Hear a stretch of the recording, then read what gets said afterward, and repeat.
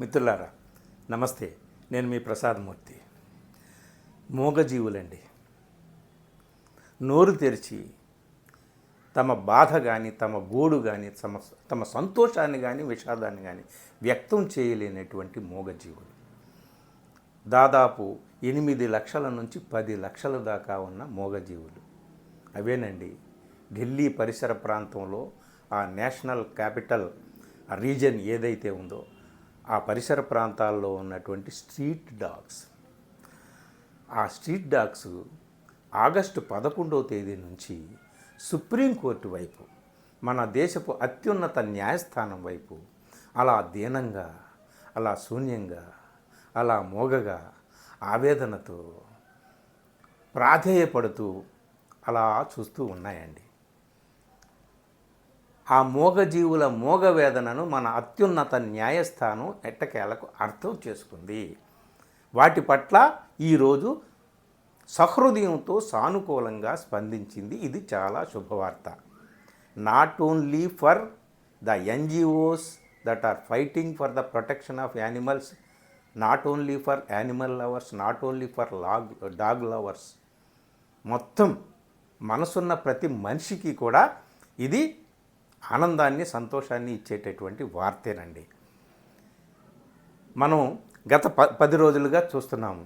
11వ తేదీన 2 న్యాయమూర్తుల ద్విసభ్య ధర్మాసనం ఏం తీర్పు చెప్పింది? ఢిల్లీ పరిసర ప్రాంతంలో ఉన్నటువంటి వీధి కుక్కలన్నింటినీ కూడా పట్టుకొని వాటిని రీలొకేట్ చేయండి, షెల్టర్స్లోకి పంపించేయండి అని అన్నారు. వెంటనే ఒక భూకంపం వచ్చినట్టుగా అందరూ కూడా కదిలిపోయారు. ఎందుకంటే అక్కడ 8 నుంచి 10 లక్షల దాకా ఆ స్ట్రీట్ డాగ్స్ ఉంటాయి. 1000 కుక్కలను పెట్టడానికి షెల్టర్స్ లేవు. వీటినన్నింటిని ఏం చేస్తారు? మాస్ కిల్లింగ్ చేసేస్తారు. అలాంటి ఆలోచన రాగానే అందరూ కూడా అల్లకల్లోలం అయిపోయారు. ప్రతి ఒక్కరి హృదయం కూడా అశ్రుదగ్ధమైంది, కన్నీరు మున్నీరైంది.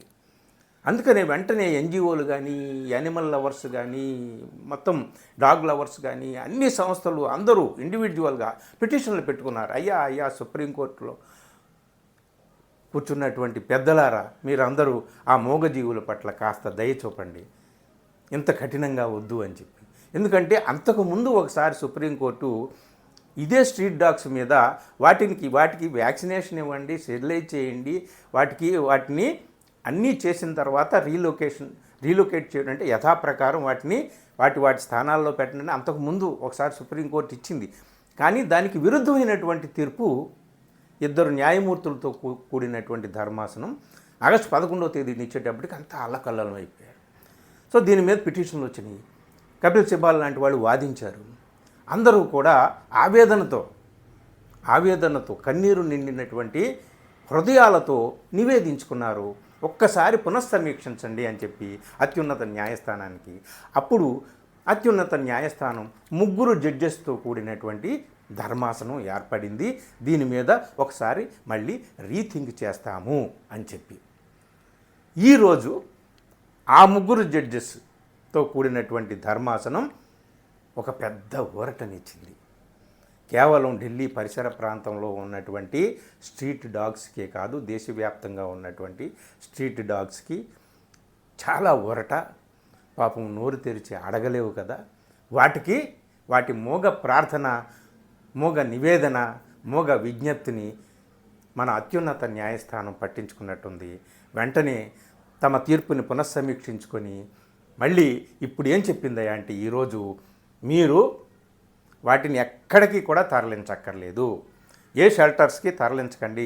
మీరు చేయాల్సింది ఏమిటయ్యా అంటే వాటికి వ్యాక్సినేట్ చేయండి, వ్యాక్సినేషన్ ఇవ్వండి, వాటికి డీవార్మింగ్ చేయండి, వాటిని మళ్ళీ అలా చేసి యథాస్థానాల్లో వదిలిపెట్టండి, ర్యాబిస్ ఉన్నటువంటి వాటిని గుర్తించండి, వాటిని సెపరేట్ చేయండి అని కొన్ని డైరెక్షన్స్ ఇచ్చిందనమాట. ఇవాళ మొత్తం మీద తన తీర్పుని మాడిఫై చేసుకున్నటువంటి సుప్రీంకోర్టు ప్రాణుల పట్ల, మూగజీవుల పట్ల ఈ దయను, ఈ కరుణ, ఈ సానుభూతి, ఈ ప్రేమ, జాలి చూపించడం అనేటటువంటిది అందరికీ చాలా ఆనందాన్ని కలిగించిందండి. ఈరోజు అంటే చాలా అవహేళన చేశారు ఈ మధ్యకాలంలో. పెద్ద చర్చలు, మనుషుల్ని చంపితే లేదా కుక్కల మీద ప్రేమ వచ్చిందా అంటే, మనుషుల మీద ప్రేమకి కుక్కల మీద ప్రేమకి వైరుధ్యం ఏమి లేదు.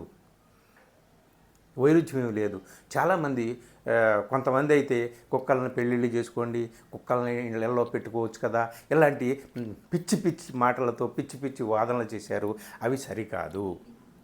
ఇప్పుడు ఉదాహరణకి అనాథలు, అభాగ్యులు, అసహాయులు రోడ్ల మీద చనిపోతున్నారు పేదవాళ్ళు, వాళ్ళని ఉద్ధరించడానికి ఎవడన్నా అంటే మీరు వాళ్ళందరినీ తీసుకెళ్ళి ఇళ్లల్లో పెట్టుకోవచ్చు కదా అని ఎవడన్నా మాట్లాడితే ఏమన్నా ఉందా?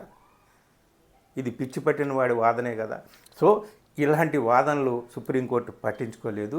నిజమే, ఆ మూగజీవుల పట్ల మనం కరుణగా ఉండాలి. ఇది బుద్ధుడు పుట్టిన దేశం, ఇది గాంధీ మహాత్ముడు నడయాడిన దేశం. మన హృదయాల్లో ఇంకా ప్రేమ, కరుణ, జాలి, సానుభూతి అన్నీ ఉన్నాయి, చచ్చిపోలేదు అని చెప్పి ఈరోజు అత్యున్నత న్యాయస్థానం ఆ సహృదయంతో స్పందించింది. అయితే ఇక్కడ కొన్ని డైరెక్షన్స్ కూడా ఇచ్చింది. పబ్లిక్ ప్లేసెస్లో మీరు వాటికి ఫుడ్ పెట్టకూడదు. అలా ఎవరైనా పెడితే ఇట్ ఈస్ పనిషబుల్. ఎన్జిఓలు ఇన్వాల్వ్ అవ్వాలి, జోన్స్ సెపరేట్గా ఏర్పాటు చేయాలి, వాటికి ఫీడింగ్ జోన్స్ వార్డు లెవెల్లో ఏర్పాటు చేయాలి. అలా ఏర్పాటు చేస్తున్నారా లేదా అనేటటువంటి తనిఖీ చేసేటటువంటి బృందాలు కూడా ఉండాలి. మున్సిపాలిటీని బాగా హెచ్చరించారు. అలాగే ఎన్జిఓలు కూడా దీంట్లో రంగంలో దిగి వాటినన్నింటినీ కూడా మానిటర్ చేసుకోవాలి, చూడాలి. అలాగే ఇండివిజువల్స్గా కూడా ప్రేమ ఉన్నటువంటి వాళ్ళు జంతువుల మీద వాళ్ళు కూడా శ్రద్ధ తీసుకోవాలి. ఇట్లాంటివన్నీ కూడా డైరెక్షన్స్ సుప్రీంకోర్టు ఈ రోజున ఇచ్చింది. ఏది ఏమైనప్పటికీ కూడా ఎవరు ఎన్ని వాదనలు పిచ్చి వాదనలు చేసినా ప్రేమ, కరుణ, జాలి మూగజీవుల పట్ల కూడా ఉండాలి అనేటటువంటి వాదనే గెలిచింది. అలాంటి వాదన వైపే సుప్రీంకోర్టు నిలిచింది. ఎట్టకేలకు ఆ మూగజీవులన్నీ కూడా బహుశా నోరు లేదు కానీ మొత్తం అన్నీ కూడా ముక్త కంఠంతో మూగగానైనా సుప్రీంకోర్టుకి ఇలాగ నమస్కారం పెట్టుకొని తమ కృతజ్ఞతను, ధన్యవాదాలను తెలుపుకొని ఉంటాయి. ఆ మూగజీవుల తరపున మనము కూడా సుప్రీంకోర్టుకి ధన్యవాదాలు చెప్పుకుందాం. థ్యాంక్ యూ మిత్రులారా.